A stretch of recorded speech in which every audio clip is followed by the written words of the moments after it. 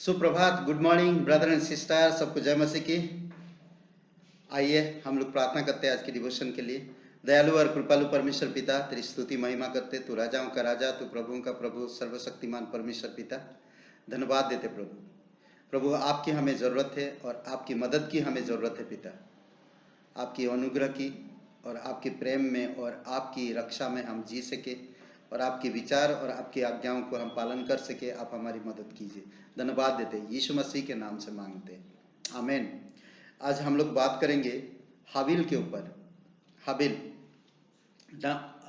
ये उत्पत्ति का चौथा अध्याय 1 से 4 वचन या 1 से 10 वचन में आप देख सकते हैं, ठीक है। और हाबिल और कैन दो भाई थी। ये पहला आदम के बच्चे थे। हाबिल छोटा था और कैन बड़ा था। आदम और हवा का छोटा दूसरा पुत्र भेड़ों का रखवाला था, भेड़ों को चराता था।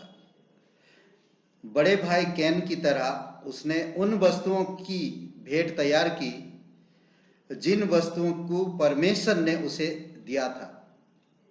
वो चरवाहा था, वो चरवाही करता था। यही उसका क्वालिटी था, यही उसका वरदान था। आज हम देखते हैं कि हर एक विश्वासी जो विश्वास करते प्रभु यीशु मसीह पर, परमेश्वर उन्हें कोई ना कोई गुण या कोई ना कोई वरदान दिया है। हमें उन्हीं वरदानों को परमेश्वर की राज्य के लिए इस्तेमाल करना चाहिए। करेक्ट, हमें उन्हीं वरदानों को परमेश्वर के लिए इस्तेमाल कर। तो एक चरवाहा था, चरवाही कर रहा था। हाबिल अच्छा मनुष्य था। मत्ती का 23 अध्याय वचन 35 में जिसने कहा गया कि वो धर्मी था और कहता कि जितने धर्मियों का लहू पृथ्वी पर बहाया गया है वह हमारे सिर पर पड़े, वह तुम्हारी सिर पर पड़े। अर्थात धर्मी हाबिल से लेकर बेरेकिया के पुत्र जकरिया तक, जिसे तुमने मंदिर में वेदी के बीच मार डाला था। इसमें मार डाला था बताया, मतलब हाबिल का नाम जिक्र है। क्यों? क्योंकि परमेश्वर पर वो विश्वास करता था और एक सच्चा व्यक्ति था, सच्चा था परमेश्वर के प्रति। दूसरी बात में उसने अपनी भेंट धन्यवाद के साथ, बड़े विश्वास के साथ चढ़ाई।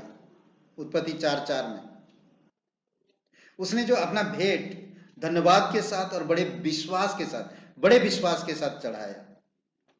हाबिल ने भी अपनी भेड़ बकरियों के पहलौठों में से कुछ को चर्बी सहित भेंट चढ़ाया। तब यहोवा ने हाबिल और उसकी भेंट को ग्रहण किया। इब्रानी का 11:4 में। परंतु कैन अधर्मी था, यह धर्मी व्यक्ति नहीं था। पहला यूहन्ना का 3 अध्याय वचन 12 में, पहला यूहन्ना 3 अध्याय वचन 12 में। और उसने अपनी भेंट सही प्रकार से नहीं चढ़ाई, जिसे परमेश्वर ने उसे अस्वीकार कर दिया। उत्पत्ति 4:5 में। ईर्षा और क्रोध में कैन ने हाबिल को मार डाला। उत्पत्ति 4:8 में। परंतु परमेश्वर ने आदम हवा को एक और पुत्र दिया जिसका नाम सेत रखा, जिसमें हाबिल जैसा विश्वास था। उत्पत्ति 4:25-26 वचन में। तो कैन ईर्षा में आकर अपने भाई को मार दिया, क्योंकि हाबिल का जो भेंट परमेश्वर स्वीकार किया और कैन का भेंट को परमेश्वर अस्वीकार किया। कई बार आप और मैं भी ऐसे सिचुएशन में हम ईर्षा करने लगते हैं। अगर कोई हमसे आगे बढ़ जाता है या उसका घर परिवार अच्छा चलता है तो लोग ईर्षा करते हैं। पर आपके पास ऐसी भावना ना रहे, बल्कि सच्चे परमेश्वर से प्यार रखे, परमेश्वर को उठाए, परमेश्वर की इच्छा अनुसार चले, परमेश्वर के जैसा सोचे, परमेश्वर के जैसा करे। जब ईर्षा हुआ कैन को तो उसको अपने भाई को मार दिया। इसी कारण और एक आदम और हवा को परमेश्वर ने संतान दिया जिसका नाम था सेत। आदम का मतलब होता है आदमी, पहला आदम। हवा का मतलब है जीवन या जीवन उत्पन्न करने वाली। कैन का मतलब होता है भाला या भला नहीं रह सकता।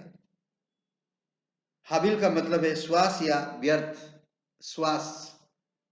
सेठ का मतलब होता है नियुक्त किया हुआ, नियुक्त किया हुआ।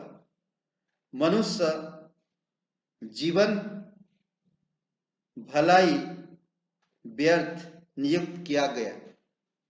मनुष्य के जीवन में भलाई व्यर्थ नियुक्त किया गया।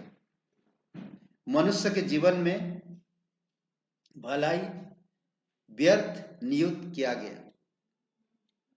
ये कुछ बातें। हाबिल का जैसा सच्चे व्यक्ति बनो। परमेश्वर को भेंट जो देते हो खुशी आनंद के साथ दो। भरोसा रखो, धार्मिकता में चलो, परमेश्वर में बने रहो, वचन रोज पढ़ते रहो, प्रार्थना करते रहो, परमेश्वर ब्लेसिंग करेगा। आमीन। आइए प्रार्थना करते हैं। दयालु और कृपालु परमेश्वर पिता, हम आपकी महिमा करते हैं। तो जगत को बनाने वाला, हम सभी लोगों को संभालने वाला, हम सभी लोगों को बचाने के लिए अपने पुत्र को बलिदान करने वाला परमेश्वर, आभारी दिल से धन्यवाद देते। प्रत्येक भाई बहनों के जीवन में आप कृपा और आपकी अनुग्रह बनाई रखो पिता, और प्रत्येक भाई बहनों को परिपक्व करो, मजबूती के साथ सच्चाई में, धार्मिकता में, विश्वास में बढ़ाओ पिता। धन्यवाद देते प्रत्येक कलीसिया के लोगों के लिए, हर एक भाई बहनों के लिए तेरी दया और कृपा है। धन्यवाद देते यीशु मसीह के नाम से मांगते, आमीन आमीन। सबको आशीष मिले। बहुत बहुत धन्यवाद। शुभ रहे दिन आपका। लाइक करिए, कमेंट करिए और वचन और शेयर करिए। बहुत बहुत धन्यवाद।